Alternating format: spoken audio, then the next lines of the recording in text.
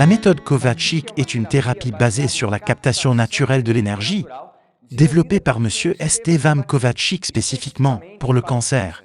L'élément le plus important de la méthode Kovačič est l'origine de la maladie. Et pour nous, il y en a une seule très spécifique.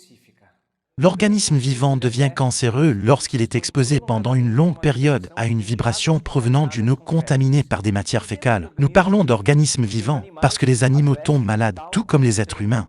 Dans le cas de l'homme, il faut être exposé plusieurs heures par jour, plusieurs jours par semaine, pendant une période d'environ 2 ans, pour que la maladie apparaisse sous l'une de ses formes classiques, telles que nous les connaissons, tumeur, plaie ou dysfonctionnement d'un organe. Nous tombons malades dans les endroits où nous restons régulièrement immobiles par rapport au sol. Les principaux endroits où nous nous exposons habituellement à cette vibration sont les lieux habituels, le lit, la chaise de travail, le canapé du salon. Lorsque nous parlons de l'origine de la maladie dans l'environnement où nous vivons ou travaillons, les gens se posent toujours la même question. Si 5 personnes vivent dans la même maison que moi, pourquoi suis-je le seul à tomber malade? Il faut savoir que cette vibration ne s'élève que verticalement et qu'il faut donc se trouver exactement sur le trajet du puits d'eau ou de la conduite d'égout pour en subir l'influence. Le tuyau d'évacuation des eaux usées, par exemple, a un diamètre d'environ 30 cm. Dans le cas d'une veine d'eau, celle-ci peut avoir différentes largeurs, d'un petit tuyau de 5 cm de large à des tuyaux de plusieurs dizaines de mètres de large. Ainsi, pour nous, le fait que la personne reste dans la même position ou à 1 mètre de distance fait toute la différence.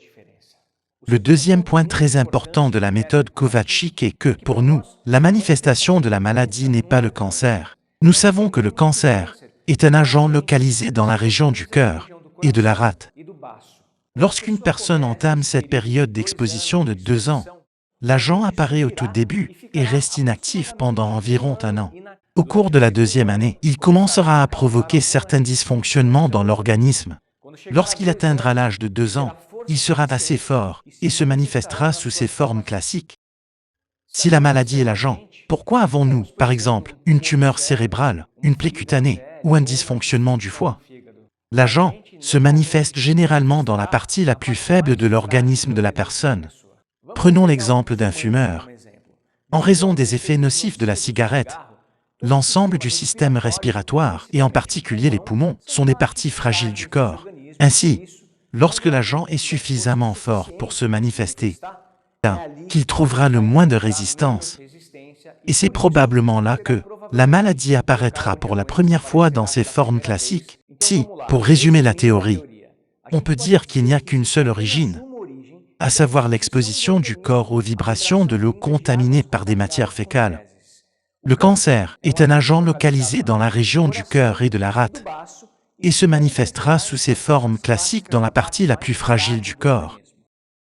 En utilisant ce même critère de la fragilité de l'organisme comme facteur pour aider à définir où les manifestations du cancer apparaîtront, nous pouvons comprendre la raison d'une incidence plus élevée dans une certaine localisation du corps, en fonction, par exemple, du sexe, de l'âge, des habitudes alimentaires, entre autres. L'incidence élevée du cancer de la prostate chez les hommes d'un certain âge, ou la raison pour laquelle le cancer du sein est si fréquent chez les femmes. De votre attention et comptez toujours sur nous.